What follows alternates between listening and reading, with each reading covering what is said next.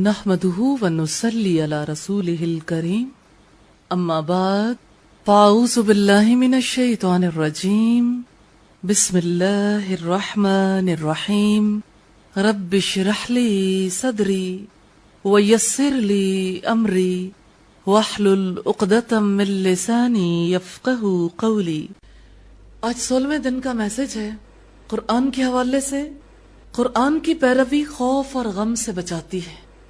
اللہ رب العزت فرماتے ہیں فَإِمَّا يَأْتِيَنَّكُم مِّنِّي هُدًى فَمَن تَبِعَ هُدَايَ فَلَا خَوْفٌ عَلَيْهِمْ وَلَا هُمْ يَحْزَنُونَ۔ پھر جو میری طرف سے کوئی ہدایت تمہارے پاس پہنچے تو جو لوگ میری اس ہدایت کی پیروی کریں گے ان کے لیے کسی خوف اور رنج کا موقع نہ ہوگا۔ آج کی دعا ہے مجھے موت کی تکلیف سے بچا لیجئے۔ آئیے دعائیہ الفاظ دہراتے ہیں۔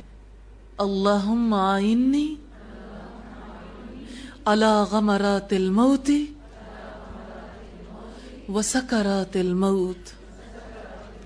اللہ موت کی سختیوں اور بے ہوشیوں میں میری مدد فرمائیے۔ اللہم اعنی علی غمرات الموت وسکرات الموت۔ آج وضو کے حوالے سے خاص بات ہے، جنت میں مومنوں کے وضو کے اعضاء پر زیور پہنائے جائیں گے۔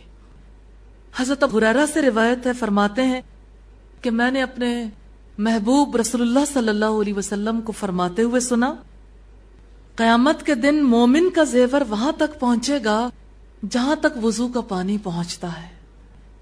اسی وجہ سے آپ صلی اللہ علیہ وسلم یہ کہا کرتے تھے اب جس کا جی چاہے اپنی سفیدی کو بڑھا لے، یعنی جتنا زیادہ یہ اعضاء اچھی طرح دھلیں گے اتنا ہی زیادہ کل کی خوبصورتیوں میں اضافہ ہوگا۔ چوتھی چیز ہے صلاۃ۔ آج سورہ الفاتحہ کے حوالے سے آخری چیز دیکھیں گے، غیر المغضوب علیہم ولا الضالین، نہ کہ ان لوگوں کا راستہ جن پر تیرا غضب ہوا اور نہ گمراہوں کا۔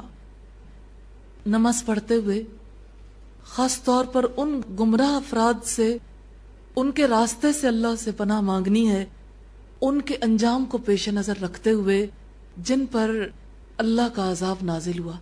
دیکھیے جو چیز انسان کو فائدہ دیتی ہے وہ دوسروں کا انجام ہے۔ اللہ نے اس کتاب میں گمراہ لوگوں کا انجام دکھایا ہے۔ اللہ نے کس طرح انہیں عذاب سے دوچار کر دیا، کسی پہ پتھر برسائے، کسی پر پانی برسایا، کسی کو پانیوں میں غرق کر دیا، کسی کے لیے دوسری طرح کا عذاب آیا۔ اللہ ہمیں عذابوں سے بھی بچا لے اور گمراہ لوگوں کے راستے پر چلنے سے بھی بچا لے۔ آج کمٹمنٹ کرنی ہے کہ اللہ کے غضب کو دعوت دینے والے کاموں سے بچنا ہے اور اللہ سے مغفرت طلب کرنی ہے۔ خشوع کے لیے نماز کے دوران جائے نماز کے ڈیزائن اور رنگوں میں گم نہیں ہونا۔ عام طور پر ہوتا یہ کہ نظر جہاں پڑتی ہے اسی چیز پر انسان کا ذہن سوچنے لگتا ہے۔ ایک خاتون نے مجھے کہا کہ میری جائے نماز پر تو کسی کی تصویر بنی ہوئی ہے، اور بہت ساری تصویریں بے شک آپ دیکھ لیں۔ میں نے کہا آپ نے نماز کے دوران بہت ہی غور و فکر کیا، جائے نماز کے اوپر یہ غور و فکر کرتے نہیں ہیں، ہو جاتا ہے۔ رنگ توجہ کھینچتے ہیں، لائنیں اور ڈیزائن توجہ کھینچتے ہیں، لیکن نیت اور ارادے سے انسان بچ سکتا ہے۔ انسان کی نماز میں خشوع و خضوع نہیں پیدا ہو سکتا جب تک کہ انسان کی پوری توجہ اللہ کی جانب نہ رہے۔ پانچویں چیز اخلاق کے حوالے سے آج حسد کے بارے میں۔ حضرت ابو ہریرہ سے روایت ہے، رسول اللہ نے فرمایا تم لوگ حسد سے بچو، اس لیے کہ حسد نیک کاموں کو اس طرح کھا لیتا ہے کہ جس طرح آگ لکڑی یا گھاس کو کھا لیتی ہے۔ کسی سے حسد ہو جانا ناممکن بات نہیں ہے۔ ایک انسان اگر بدگمان ہو سکتا ہے تو حاسد بھی ہو سکتا ہے۔ بدگمانی ہی حسد تک پہنچاتی ہے۔ بدگمانی سے دل کے اندر بغض اور کینہ پلتا ہے، پھر وہ بغض اور کینہ بڑھ جاتا ہے۔ شروع میں تو انسان صرف تانے دیتا ہے یا پیٹھ پیچھے غیبتیں اور چغلیاں کرتا ہے، لیکن آہستہ آہستہ اس کے بارے میں اچھی فیلنگز نہیں رہتی اور پھر اس کا وجود ہی دل میں کانٹے کی طرح کھٹکنے لگتا ہے۔ یہ وہ چیز ہے، یہ وہ سٹیج ہے جہاں پر نیکیاں کھائی جاتی ہیں۔ حقیقت یہ حاسد کا ایک ہی کام رہ جاتا ہے، جس سے وہ حسد کرتا ہے اس کی برائیاں بیان کرتا ہی رہے۔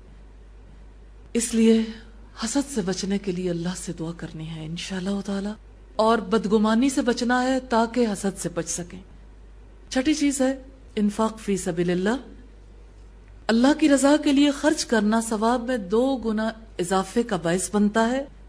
سورہ البقرہ میں رب العزت نے فرمایا اور جو لوگ اللہ کی رضا کی طلب اور اپنے نفس کو پختہ کرنے کے لیے خرچ کرتے ہیں ان کی مثال ایک ایسے باغ کی طرح ہے جو اونچی جگہ پر ہو، اسے زور کی بارش پہنچے تو اپنا پھل 2 گنا لائے، پھر اگر اسے زور کی بارش نہ پہنچے تو ہلکی پھوار ہی کافی ہو جائے.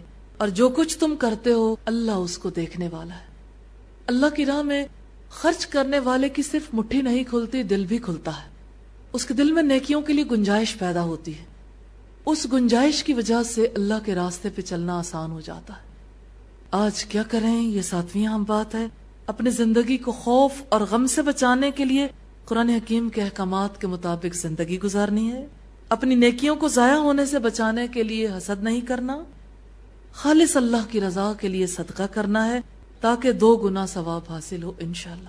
رسول اللہ صلی اللہ علیہ وسلم نے فرمایا جو شخص صدقہ کرنے کی ترغیب دلاتا ہے اس کے لیے بھی اس کے برابر اجر ہے جتنا اجر صدقہ کرنے والے کو ملتا ہے، اور صدقہ کرنے والے کے اجر میں کوئی کمی نہیں کی جاتی.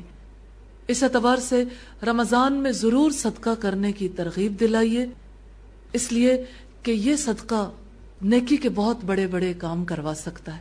مثال کے طور پر آج ہم ہیں کل نہیں رہیں گے، لیکن نیکی کا ایک ایسا مرکز قائم کر دیتے ہیں، ایک ایسی بلڈنگ تعمیر کر دیتے ہیں، ایک ایسا سسٹم چلا دیتے ہیں جس کی وجہ سے آنے والوں کے لیے دین کی تعلیم کا راستہ کھل جائے. اس کے لیے سب کچھ خود کرنا ممکن نہیں ہے، دوسروں کو ترغیب بھی دلانی ہے تاکہ ہم رہیں یا نہ رہیں نیکیوں کا یہ سلسلہ جاری رہے. اللہ سے دعا ہے اللہ ہم سے نیک کاموں کو قبول فرما لے.